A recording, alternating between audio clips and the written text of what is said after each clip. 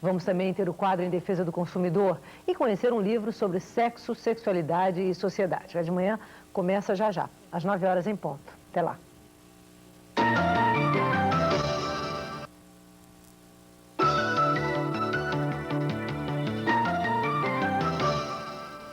Olá, bom dia. Terça-feira, 27 de agosto de 1996. A de manhã está começando e hoje nós vamos falar sobre os riscos de infarto do miocárdio. No Rio, uma pesquisa comprovou que 70% da população corre sérios riscos de sofrer infarto.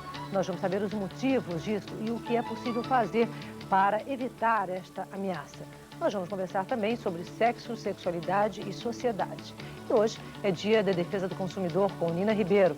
Você vai ficar sabendo o que deve fazer para lutar contra os abusos cometidos pelos bancos. Assuntos ligados ao sexo e à sexualidade chamam a atenção da sociedade. Os adolescentes carecem de informações e as doenças sexualmente transmissíveis, em especial a AIDS, continuam a fazer vítimas em todos os países do mundo. Não é só aqui com a gente não, né?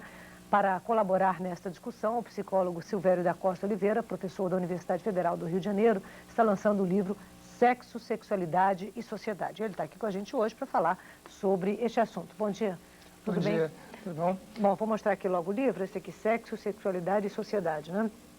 Ele é dirigido em especial aos jovens, doutor?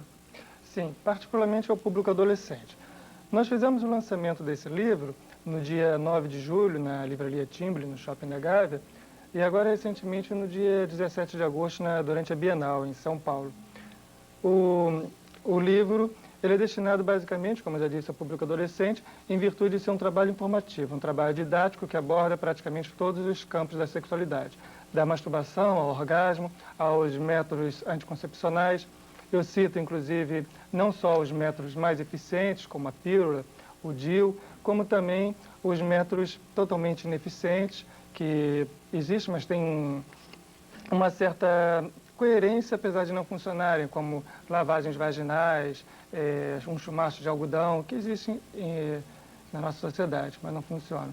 É porque o adolescente, quer dizer, ou nem só adolescente, mas muita gente acha que pode, de repente, não ficar, né, não conceber, exatamente, não ficar grávida com algumas medidas que não tem nada a ver, né? Exatamente. As adolescentes, melhor dizendo. Agora, doutor, me diga uma coisa, como é que anda a sexualidade do adolescente? Como é que ele se comporta em relação ao sexo, melhor dizendo? Olha, a princípio, pelo que nós vemos acompanhando, parece que está havendo uma abertura maior em relação à sexualidade. Agora, eu tenho as minhas dúvidas até que ponto que essa abertura, aparente abertura, ela existe factualmente, ou se não se trata de uma massificação da sexualidade através dos meios de comunicação, de novelas, etc., em que você, de certa forma, você vivencia uma situação, mas que você não tem uma plena consciência do que você, de fato, está vivendo. Eu tenho realmente essa dúvida se houve, de fato, uma evolução dos adolescentes de hoje para nós mesmos, quando nós éramos adolescentes. Ou se houve mais uma massificação de informação, mas sem ter uma elaboração dessa informação. Quer dizer, eles continuam sendo preconceituosos também, né? Quer dizer, eles fazem questão da virgindade, por exemplo? Olha, o discurso hoje, normalmente aceito, é que, pelo menos as pessoas dizem que não, tá? Agora, eu diria que sim, ainda a questão da virgindade ainda é importante. Se bem que o discurso mudou. Quer dizer, agora não é mais a questão da virgindade até o casamento. É a virgindade até encontrar uma pessoa que se valorize, uma pessoa mais importante com quem você vai ficar, né? Mas ainda há um certo peso, sim. Quer dizer, ainda há um peso. Eu acho Só que antigamente era até o casamento, agora não, é até a pessoa que mais... considerada ideal, né? Exatamente. Quer dizer, o problema é quanto tempo você leva até encontrar a pessoa ideal, né? Isso é verdade. Não, porque às vezes, enfim, lá do amor de adolescente é um amor muito especial, né? Quer dizer, verdade. Você diria que ele é muito diferente do amor do adulto? Depende. As primeiras paixões, elas ficam marcadas, né? Todos nós temos a lembrança da primeira paixão, isso é uma coisa que fica conosco, a gente não esquece. Agora, o amor, ele varia talvez de pessoa para pessoa, a forma como cada um sente. Não tanto em faixa etária, quer dizer, o adolescente em relação ao adulto, não. Mas diria mais a nível individual. O sentimento que eu vou ter para com você, o sentimento que eu vou ter para com a pessoa que, de repente, me diz alguma coisa a mais. Por exemplo, o senhor acha que o adolescente está mais preocupado hoje com não engravidar ou pegar AIDS? Quer dizer, um exemplo hipotético, mas como é que o adolescente vê a AIDS? Olha, todas as campanhas, quer dizer, massificou hoje a questão da AIDS. Os adolescentes mesmo, qualquer discurso, qualquer entrevista que a gente vê com adolescentes, pergunta, ele está lá com a camisinha, quer dizer, houve uma certa massificação. No entanto, a questão da gravidez ainda é comum, eu diria até alarmante, e existe um número elevado de jovens, 15, 14 anos, que ficam grávidas na nossa sociedade.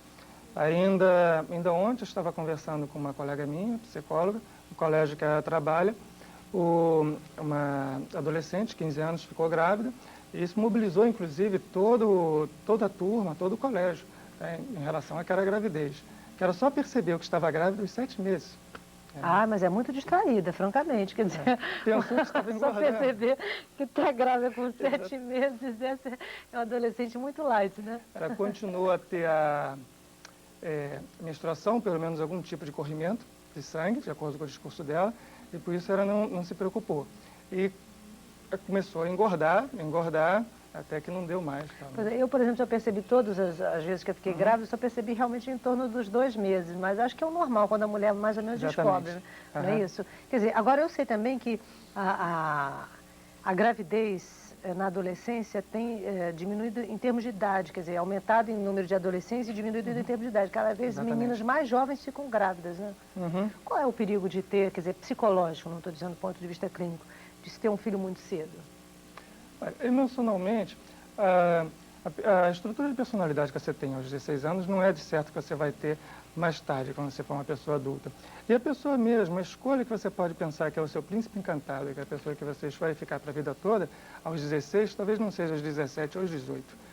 Há uma mudança nas pessoas e há outras obrigações, outros compromissos que uma gravidez hoje, dentro da nossa sociedade, bem cedo, ela pode prejudicar a pessoa. Mas isso vai depender, é claro, da adolescente, em particular, da forma como isso é trabalhado com o casal, ela e a pessoa que está com ela e a família. Quer dizer, é uma decisão que cabe, de fato, a todo um grupo de pessoas. O que preocupa mais os meninos de hoje em relação ao sexo? O que o senhor mais ouve? A maior preocupação que eles têm? Olha, eu penso que não só em relação aos adolescentes, mas em relação à sociedade como um todo, é a eles mesmo. Quer dizer, por causa até da massificação da propaganda. Alguns anos atrás a gente não via isso, mas hoje há um discurso realmente voltado para a questão da AIDS. Eu sempre soube que os adolescentes ficam preocupados com certas coisas, por exemplo, quer dizer, eu vejo meus filhos pequenos falarem muito em homossexualismo, os maiores eu vejo falar em masturbação, por exemplo, eles se culpam muito por conta da masturbação.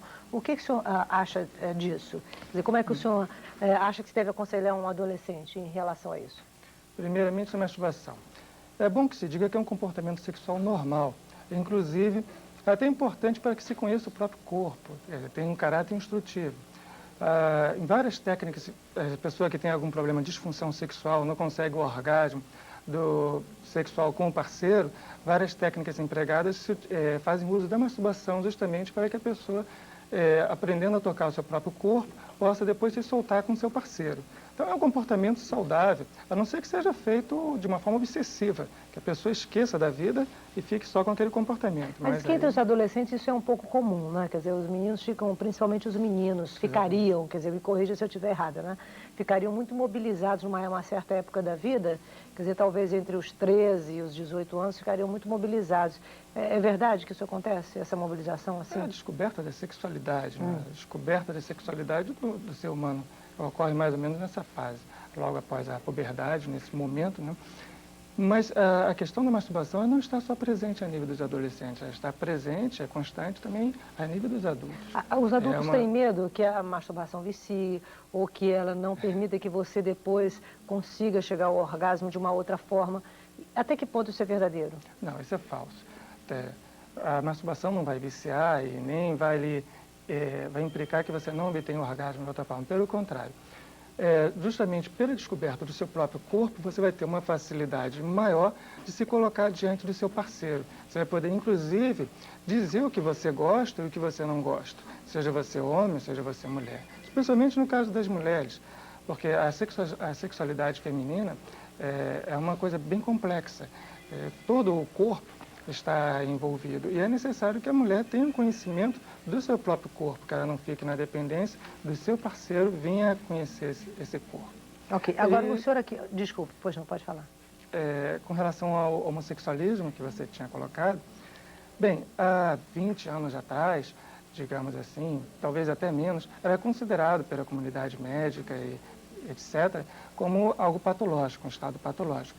Mas, recentemente, os trabalhos mais recentes, eles vêm afirmando que o comportamento homossexual, porque não existe o heterossexual ou homossexual, existem comportamentos. Então, que o comportamento homossexual faria parte de um rol de comportamentos, mas que não teria em si nada de patológico. Quer dizer, nós poderíamos ter um indivíduo de comportamento heterossexual doente, e poderíamos ter um indivíduo de comportamento homossexual também doente, mas um determinado tipo de comportamento não implica em si que ele seja doentio, muito pelo contrário. Quer dizer, os estudos mais modernos apontam de que o homossexualismo não teria nenhuma causa orgânica, é isso?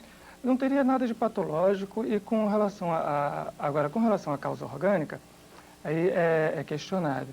Há autores que colocam um peso maior a nível orgânico, até genético, e outros colocam um peso maior a nível emocional, da estrutura familiar. Mas me parece que o maior problema é como a nossa sociedade hoje encara o homossexualismo e como a família onde se desenvolve um indivíduo de comportamento homossexual vem encarar este indivíduo. Que ele acaba sendo uma pessoa propensa a gerar nele próprio maiores problemas emocionais, não em decorrência da opção sexual dele, mas sim das pressões sociais que são exercidas sobre ele. Okay. As pessoas não veem com bons olhos, entre os adolescentes, ouvir apelo, né? Um menino assim, uma menina... Né? Verdade. Né? Bom, o doutor Silvério da Costa Oliveira fica com a gente para responder as perguntas de vocês. Está aqui o livro dele, que foi lançado recentemente na Bienal de São Paulo, fala de disfunções sexuais, homossexualismo, prostituição, masturbação, aborto, parto, enfim, uma série de coisas. Doutor, muito obrigada por ter participado aqui do De Manhã. Vamos aguardar as perguntas aí que chegarem, não só para o senhor, como também para o Irnan Ribeiro e para o doutor Sérgio Pupim. Você fica à vontade, ainda dá para ligar, mas você tem que correr, tá bom? O número é o 0800 2166 88. Fala com a Denise, com a Célia, com a Renata, o Raimundo, que daqui a pouquinho elas passam as perguntas de vocês aqui para nós, tá combinado? Pois bem, depois do intervalo, nós voltamos exatamente para responder as perguntas de vocês. Até já. Eu vou voltar, okay. Tá? Vou só passar aqui primeiro as do doutor Silvério sobre sexologia e depois a gente volta para ele, tá certo? O Manuel Evandro, de Teresina, no Piauí. Onde eu encontro seu livro? O que você acha da questão da homossexualidade que as novelas abordam hoje? Bem, o livro tem distribuição nacional pela editora Irradiação Cultural, mas se por acaso ele não encontrar na livraria de preferência, ele pode dar o meu nome, o nome da editora e distribuidora Irradiação Cultural e pedir para a livraria encomendar, que com certeza ele terá o livro. Ok, dá o seu telefone de contato, por favor. Eu vou dar o telefone da editora, que inclusive já facilita até para ele, né? 577-3522. O Aparecido Manuel da Silva queria a mesma coisa, ele é de Cacoal, Rondônia, nunca recebemos ligação de lá. E a Maria Teixeira de Divinópolis, Minas Gerais. Quero saber se frigidez tem causa psicológica ou física e se tem solução. A frigidez? Eu diria que a maioria das vezes psicológica. Agora, ela teria de ver o que ela está entendendo por frigidez, porque pode ser também uma questão de inadaptação sexual com o parceiro. Teríamos de desenvolver mais essa questão. Ok, doutor, muito obrigada. Mais uma vez. Obrigado. Passar mais. Bom dia a vocês e amanhã a gente volta com mais serviço, mais informação, tudo preparado com muito cuidado pela equipe do De Manhã. Bom dia, tchau.